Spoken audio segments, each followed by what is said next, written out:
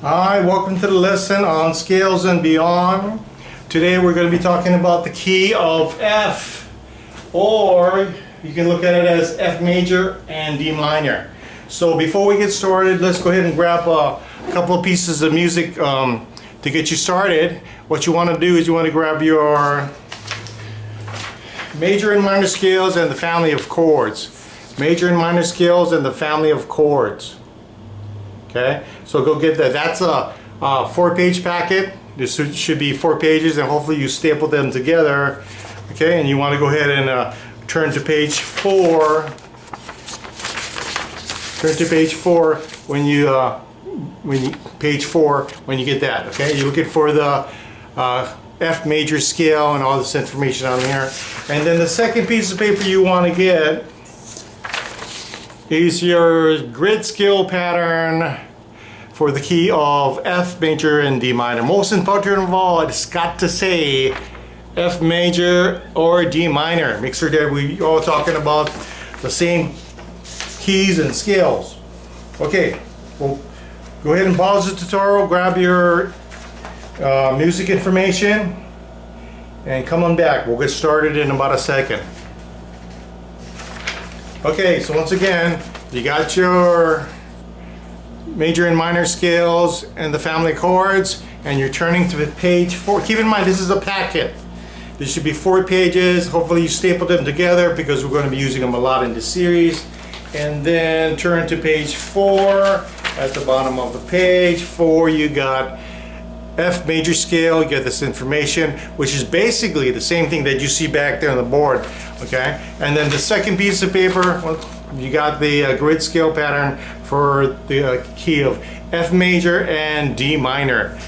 Make sure it says F major and D minor on there.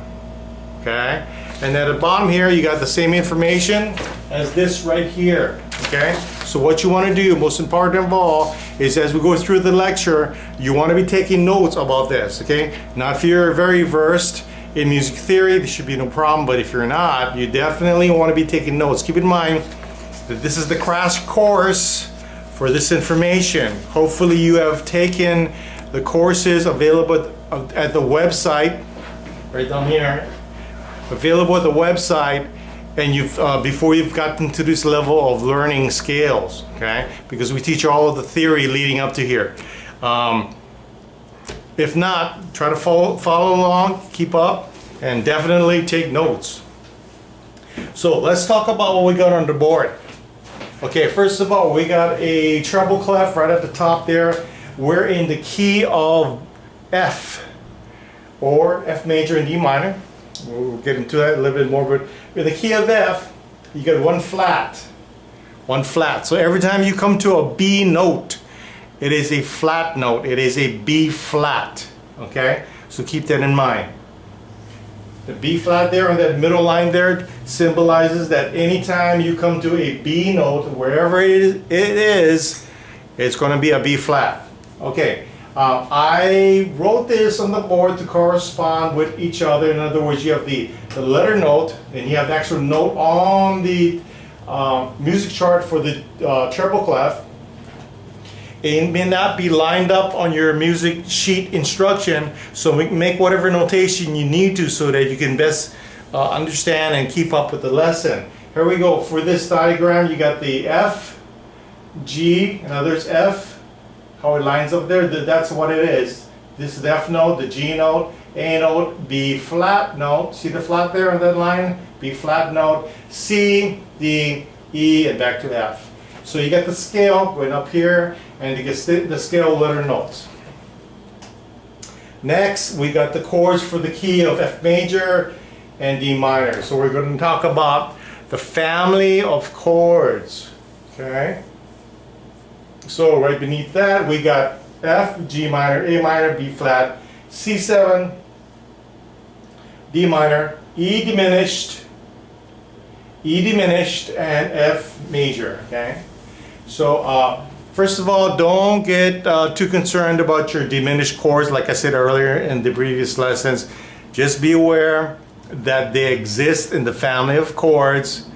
If you get into more complicated pieces of music, you'll have to be more aware of the diminished chord and the diminished note. However, at this stage of the game, just be aware that they exist in the family of chords. Okay, that being said, each one of these chords has a name. F, G minor, A minor, B flat, C7, D minor, E diminished, and F. Now, if you look very carefully, look at the pattern that you see here.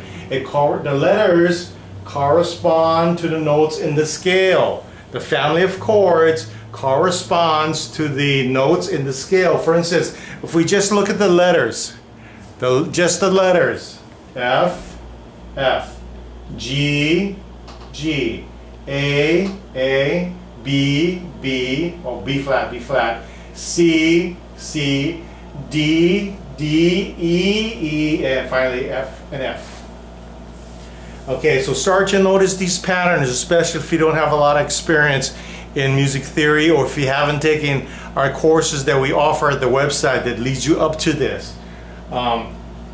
If you do want to take some of our courses in conjunction with these Scales and Beyond courses, it's perfectly fine, and I recommend it if you don't have the foundation of understanding theory.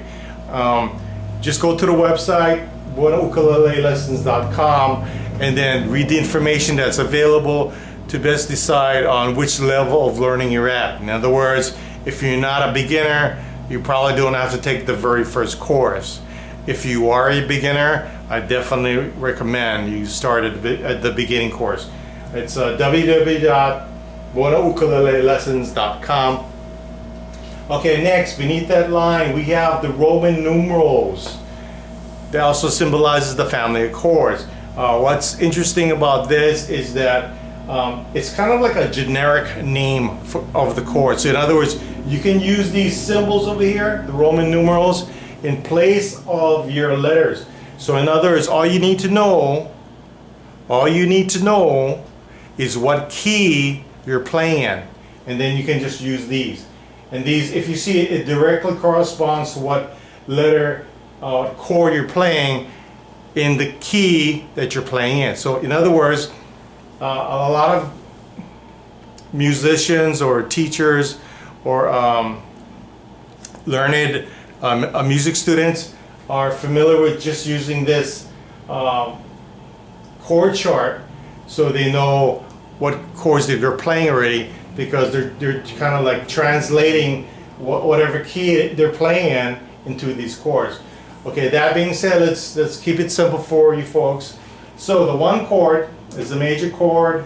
That's a 2 minor, 3 minor, 4 major, 5/7, dominant 7, 5/7 chord, 6 minor, 7 diminished, and back to the 1 chord.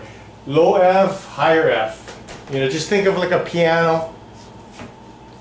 You got F at several spots on your piano, kind of like that. It just keeps repeating every 8 notes or so. Okay, now a couple of things to keep in mind when in learning this concept and the family of chords. A couple of things you want to remember.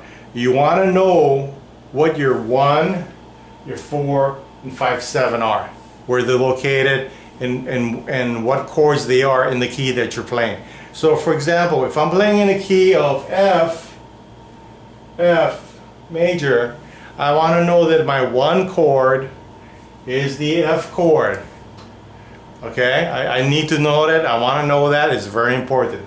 I also want to know the locations and what my 4 chord and my 5/7 chord is. So in other words, in the key of F major, I know, or I should know, and I want to know that the 1 is the F, the 4 is the B flat, and the 5/7 is the C, or the 5 chord is the C chord. Okay, so if you take away the 7, it would be a 5 chord, and then you know that it's C. Okay, now you also want to know your relative minor for the keys that you're in. So we're in the key of F. The relative minor is the key of D minor. D minor. Your relative minor is always the 6th note. 1, 2, 3, 4, 5, 6. D. D minor, or 6th chord. Okay, number 6. Just remember number 6. That's your relative minor. So if you're in the key of F major, need to know your relative minor. Count 6 up. 1, 2, 3, 4, 5, 6. That's your relative minor, and that's the beginning of your minor scale, which is in this key. We talked about the F and the D minor, remember? Like brothers and sisters in the same family. Okay, so we got the D minor, family of chords, D minor. Now, once again, maybe you're starting to catch on to this, but it follows the same format, the same numeral format, meaning you got a 1 chord, you got a 2 chord, you got a 3 chord, a 4, 5, 6, 7. Same thing over here. You got a 1 chord, a 2 chord, a 3, a 4, a 5, a 6, and a 7. And then after 7, it comes back again to the 1 over here. And over here would be a little 1, which would be a D minor. So this D minor would come all the way over here again. Now, keep in mind that the name of the chord, the name of the letter chord, has to stay the same. Only a few of them are going to change, but overall, most of them gotta stay the same. So, in the key of D minor, the first chord is a D minor, but it's a minor chord, so it is a little or baby 1, Roman numeral baby 1, okay? D minor. After 1, you need a 2, so you need, after the 1 chord, you need a 2 chord. A 2 chord over here, you got a 2 chord over there. So, but remember we talked about that the name of the chord has to stay the same. We see the E over here, the E over here. Keep in mind that the way to remember this is using your alphabets. So let's take it from the F major. Here we go. Follow your alphabets, and keep in mind when you come to G, you got to start at A again. So F, G, start at A again. A, B, C, D, E, F. Okay, and then just repeat the process. Now in D minor is the same thing. Start at D, follow the alphabet system, repeat A after G. D, E, F, G, repeat the A, then you got A, B, C, etc. Okay. Let's continue on. You got the E diminished up here. It's a 2 chord.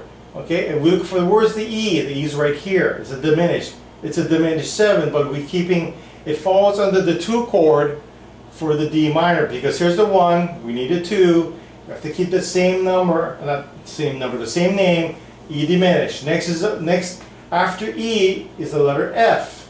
Okay, so we locate F. Here we go. It's a major chord. We gotta keep the major chord. So it's a big 3, a big Roman number 3. It's a major chord in the key of both F major and a major 3 in D minor. Okay. Next is a 4 chord. Okay. So D, E, F, G. That's G is 4. Okay. It's a 4 chord here because there you go. There's G minor. It's a minor chord. Gotta keep that minor. And if it's a minor, it's a little Roman numeral. Little Roman numeral 4. Now here where it gets a little tricky. Stay with me. The 5-7 chord. When you come to the 5 chord, no matter what it is, think of it as it's going to change to the 5-7. Okay? So A, D, E, F, G, D, E, F, G, A. Here's your A, A7, but we'll just say A. Go back over here, you got an A minor. So we got to change that, okay?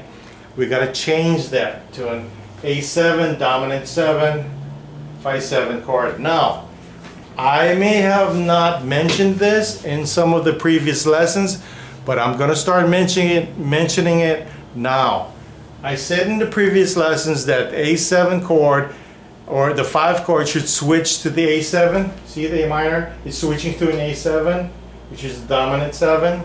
However, keep in mind, you do have the option of playing a minor 5. A minor 5. Okay, so it'd be a little 5 if you decided to play a minor 5 over there. Okay, but I wanted you to get the grasp that a majority of the times, most of the times you're going to turn that into a 5/7 chord. You're going to turn it for this key, you're going to turn it into a A7 chord. But there are songs or pieces of music that uses a minor 5 there. A minor 5, small 5. So it's up to you, just be aware of that. It's not too often, but it does happen. I didn't mention it in the previous lessons because I wanted you to get a grasp and a heavy, strong understanding and a foundation that majority of the times your 5 chord is going to be a 5/7 chord. A majority of the times. Okay, moving on. After the 5 chord, we need a 6 chord. A 6 chord, okay? You can see over here it's a major 6 and it's a B flat. So let's find out why it's a major 6. We'll go back over here to B flat. Oh, it's a major 4. So we're keeping the B flat and it's a major 4, okay? And we put it in this position over here because it was a major over there. We got to keep it a major over here, and it's a major B flat chord, okay? Next is your 7 chord. Let's find out why it's a major 7 over here. Okay, and this is might make it a little tricky, but this, if you take away the 7, it's a big 5. It's a big Roman numeral 5, which stands for major chord, okay? So that's why it's a major 7. You got the C there. You got the C. Bring the C over here. You're keeping the idea that it's major. Keeping the idea that it's major. And it falls on the 7th Roman numeral. Once again, and after this comes over here. It comes back to the 1. This would be D minor over here. D minor over here. I just didn't have room to write it, but keep in mind that's what it is. Okay. Now, at this point, you definitely want to get your chord charts, okay? You want to get your chord charts, and then you want to make sure that you're looking at your chord charts, and they're on your binder, you're looking at your chord charts, and you are getting familiar with any chords you don't know. Hopefully, I would say at this stage, these chords should definitely be reviewed. Maybe the E diminished might be a little new to some students, but overall, the rest of the chords should be reviewed. So you should know how to make all of them. Okay, so definitely go over that. Make sure that you look at the chord chart and you can be familiar with them. You don't have to make them perfectly, but you gotta be familiar with them. They cannot be brand new to you, okay? Because in the upcoming tutorial, you gotta be able to understand and think that that these are the chords you're gonna be using with your F major scale and the F grid. So when you're playing that on the ukulele fretboard, okay, so when you're playing these notes later on, we're going to talk about that, okay, you understand that these are the chords that go with it, so you can play all these notes, and I'm going to show you how to do that in the next tutorial, okay, how to do that. But you need to understand this to make it easier for you to apply this knowledge, to apply the scale. So in other words, how, when, and where to play your F major scale or your D minor scale, whatever you're choosing to play. And hopefully you took some really good notes over here. Okay, this diagram, what I talked about, add whatever notes you need to add. You got a lot of space down here. Add whatever notes you need to help you get a clearer picture, a clearer understanding, and hopefully a strong foundation, so that you know it'll just help you along when you're playing these scales and scale patterns on your ukulele.